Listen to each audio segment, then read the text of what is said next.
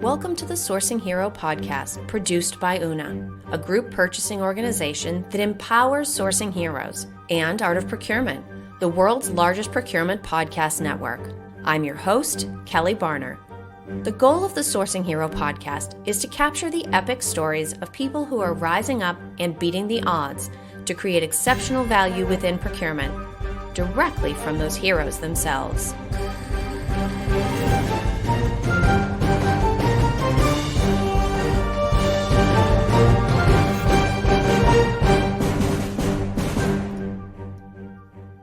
Today, my guest here on the Sourcing Hero podcast is Kris Lance. Kris is a senior director at Una, a group purchasing organization that happens to be the home of the Sourcing Hero. Kris is my most regular guest, and he joins me once a month to talk about current events and what they mean to procurement and sourcing professionals. So, hey, Kris, welcome back. Happy to be here. Hi, Kelly. So you and I are sitting down mid-October. I always feel like it's good to draw a little bit of a line in the sand when we're doing all these current events things. And if there's anything we know is coming for sure, it's Halloween. Mm-hmm. So when we think about the overwhelming number of news headlines that we're both following, which ones would you say are tricks and which ones would you say are treats? Ooh, so that's good. Well, I think the very real one that is not a treat would be, and it's in line with Halloween, is I'm seeing more and more reporting kind of around this fentanyl crisis and how it looks like candy. And so whoever's listening, make sure you're checking your kids' candy. I think that everybody kind of knows that. But the freeze alerts, I saw that there were some freeze alerts being kind of issued out. So also in line with the season, 'tis the season. It's going to get cooler out. I don't know. There's been a lot of tricks, a lot of kind of nasty things in the headlines. It's everything that's coming to mind. There was that very tragic issue out in North Carolina. There was a shooting. I think it was a 15-year-old with a shotgun. It's absolutely tragic. I guess I could say this is kind of a treat. I don't know that it's a good thing, but I've been reading a lot, and it's not everywhere, but it's out there if you just do a search. But China having police stations in other countries like the US and Canada. And then something you and I have discussed also in the past, Kelly, there's the United Nations World Food Program Director issued a warning about food availability. But what struck me was the exact words were, "It will be hell on earth for 2023 due to fertilizer issues," which we know there's a lot of other factors that would play into that as well. And then kind of the run-of-the-mill news, I would say, not that it's not important, but, there's everything is, at least here in the States, from a regional perspective, there's a lot of election and voting news. And then I think everybody in the world is kind of just watching what's going on with whether it's China, Russia, North Korea. There's just a lot going on geopolitically. So. Yeah, and I'll say here in Massachusetts, we have a number of statewide ballot questions that are not only really big and pivotal, but there's also a lot of money behind them. Mm-hmm. And so you get to the point where you're watching television and you just long for a cereal commercial or a commercial about, I don't know, buying stocks or car insurance or like, okay, where's Flo, right? Like we need like a funny commercial, something that's not some political thing being shoved down our throats. So yeah, I think, you know what? I think there's fatigue. I think there's just, we've talked about in the past webinar fatigue or Zoom meeting fatigue, or, we're all tired of the disruptions and the instability, but oh my gosh, there's just like everything fatigue right now. There's so much going on. Yeah, it's absolutely exhausting just to even keep up with some of it, let alone to really know the intricacies of so much. Yeah. Now, the thing that you and I are going to talk about as our central topic today really does run through the center of everything. And that's the global energy supply. So it's very complicated. In some cases, you have, gas being used to create electricity, or you have nuclear used to create electricity. So there's a lot of different forms, and there's a lot of crossover. Mm-hmm. And I'll speak for my area.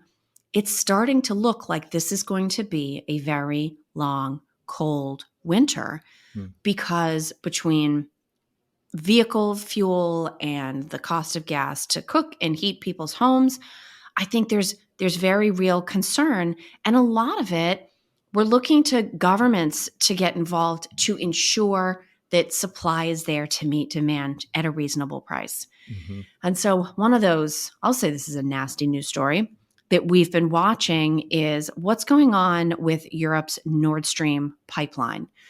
Now, there's been several leaks. I'm doing air quotes on the podcast here. There are multiple parallel investigations going on because the charge has been sabotage, that these were not natural, accidental leaks, that someone is deliberately doing damage to the Nord Stream pipeline.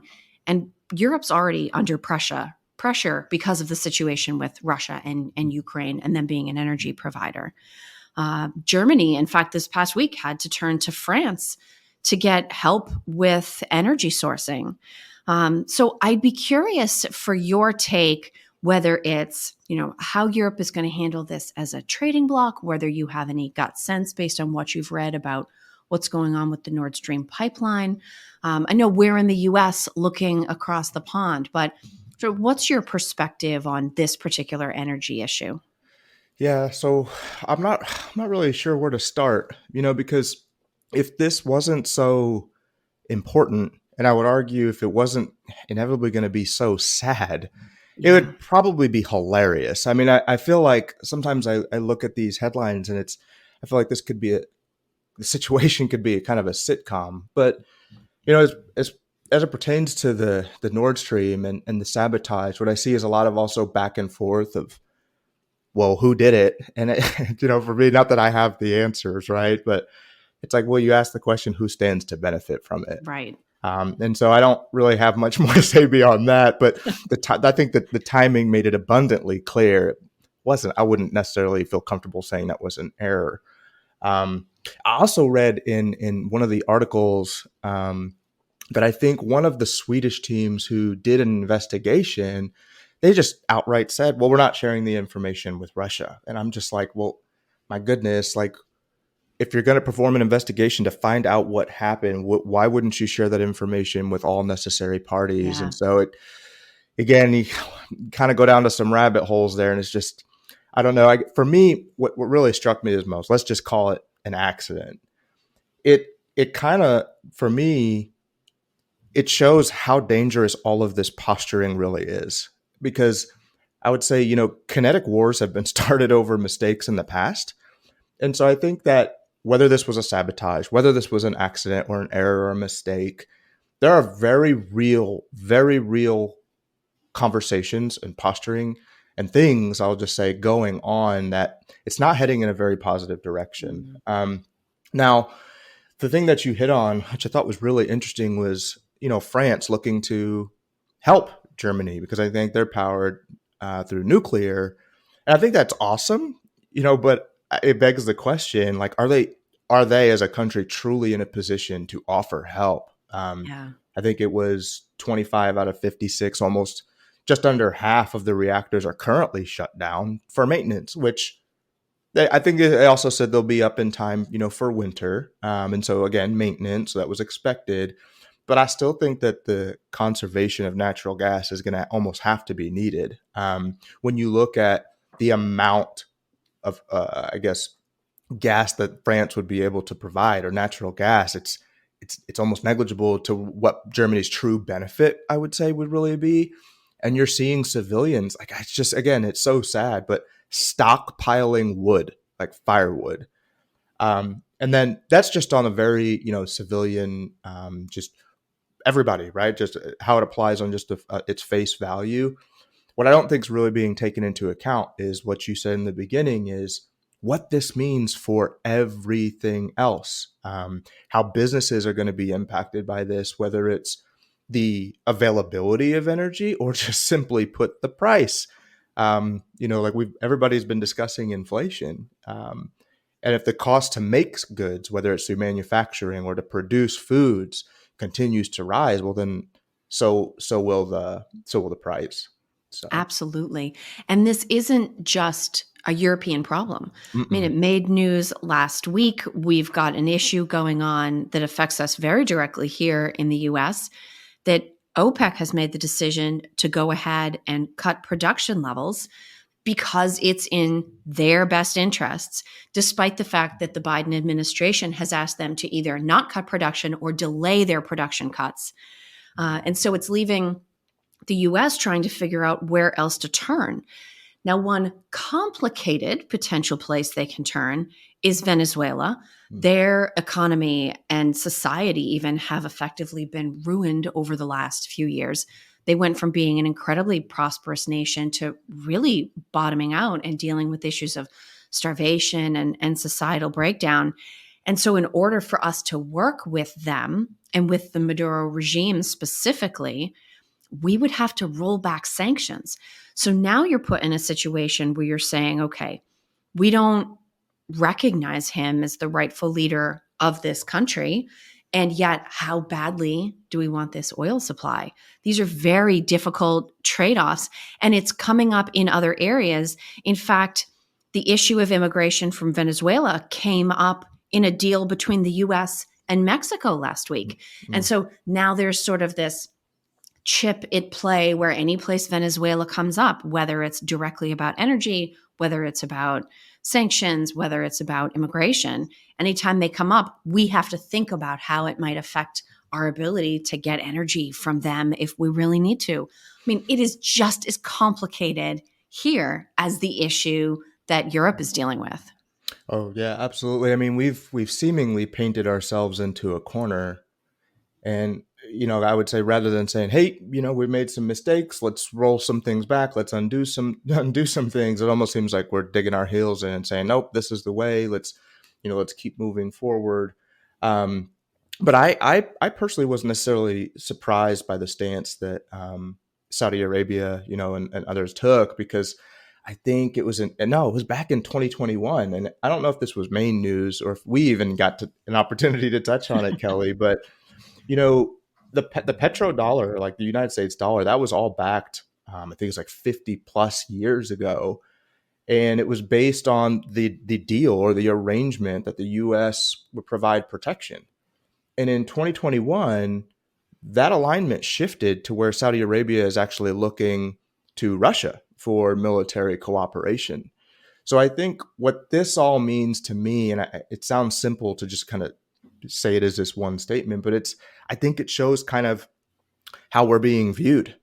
I think it kind of shows where we are, and I don't want to necessarily say the seriousness of the United States of America, but it's almost viewed as, what are you really going to do about it? Because I would argue, without being truly energy independent, what leverage do we actually have here, outside of or else? And there's enough of that kind of going on already. So no, there definitely is. And I actually think this provides us with an interesting way to take sort of our heroism slant. Typically when guests join me, I ask them, what does the idea of a sourcing hero mean to them? I ask them what heroism looks like in a business context. We've had a chance to discuss that. And so for us, it's really maybe about thinking about the circumstances that heroes sometimes find themselves in. They're needed most when things are most dangerous and more complicated. And in fact, I went looking to see if I could come up with a specific reference. I'm not a huge comic book person, but I know enough to see, okay, is there a really well-known moment where Superman had to decide between saving Lois Lane and some other really important character that I don't know what their name is because I'm not good enough at Superman comic books. And I will tell you, you talk about rabbit holes. You want to lose an afternoon, Google something about Superman and did this ever happen?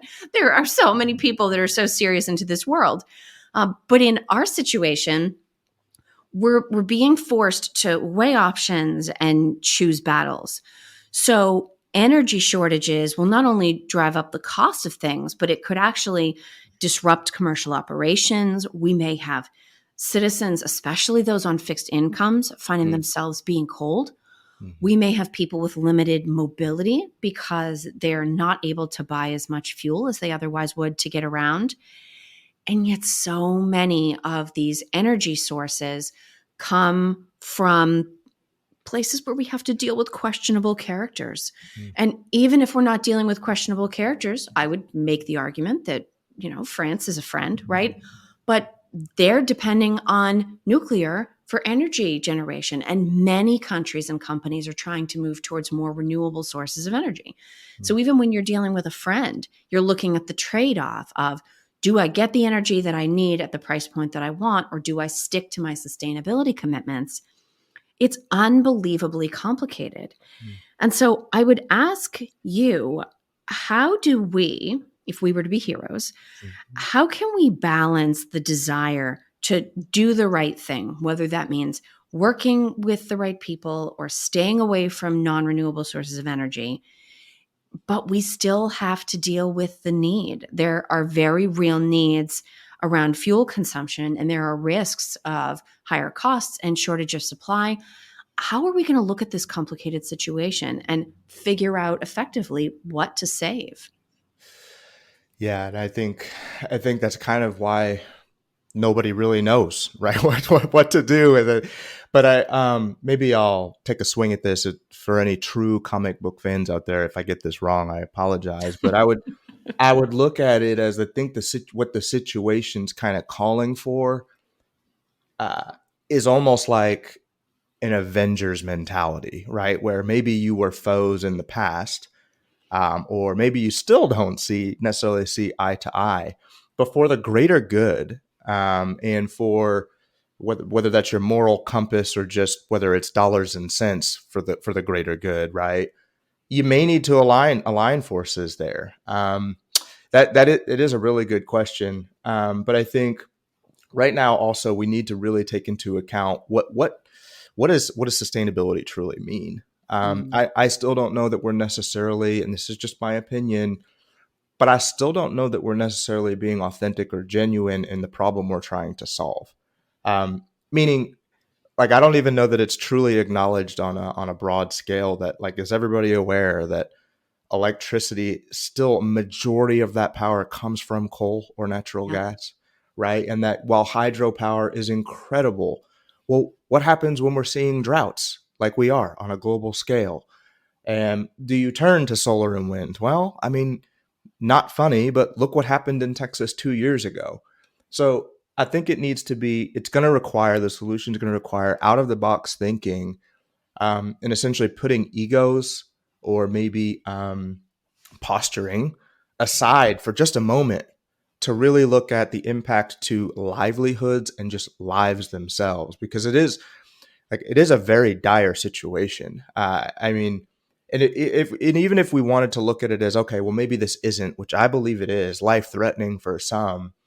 I mean, if you just look at the Consumer Energy Alliance said that just next year, Americans can expect to pay 14.1 billion more in winter heating bills this year than they over last year.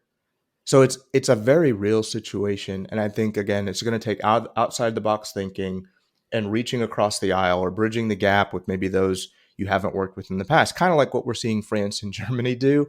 Yeah. I just don't know, are they in a position to really provide help or relief? So And then it's interesting because there are related factors that are outside of our control.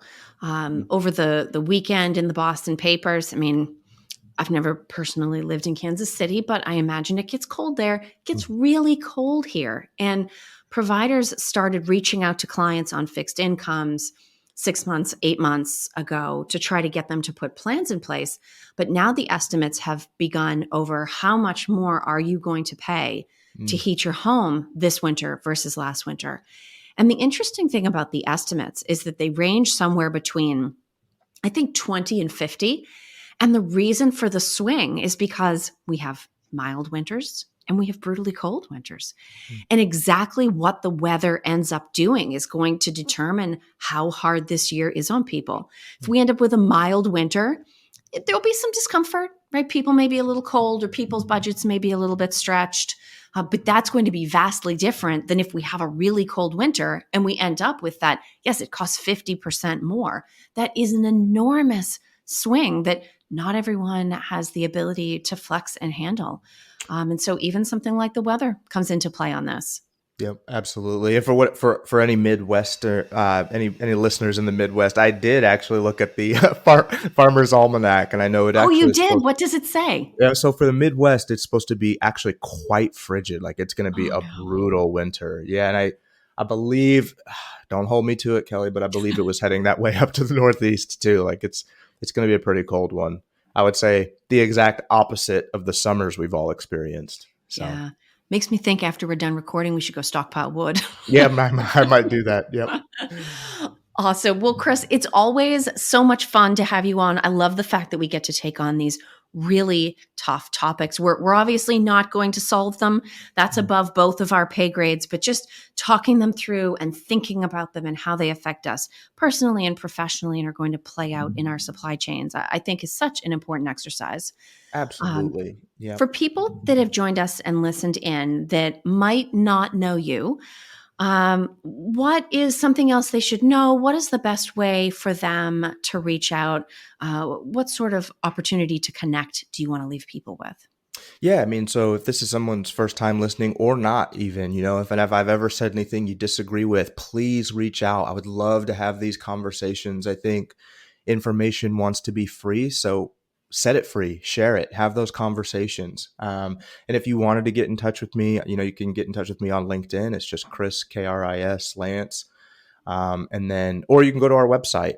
So una.com. And if you go to About Us, I think I have a face out there you can click on and it'll get you in touch with me. So That's great, Kris. Well, thank you so much for being back. I will look forward to having you again next month. awesome. Looking forward to it. See you, Kelly. Thank you for listening to this episode of the Sourcing Hero podcast. Join us again next time for more true stories of sourcing and business heroism performed by your colleagues and peers. Look for the Sourcing Hero wherever you get your podcasts, and don't forget to subscribe. Finally, don't forget, sourcing heroism is taking place all around us every day. Keep your eyes open and you're bound to see it. Until next time, I'm your host, Kelly Barner. Stay well, and always remember that you can be a hero too.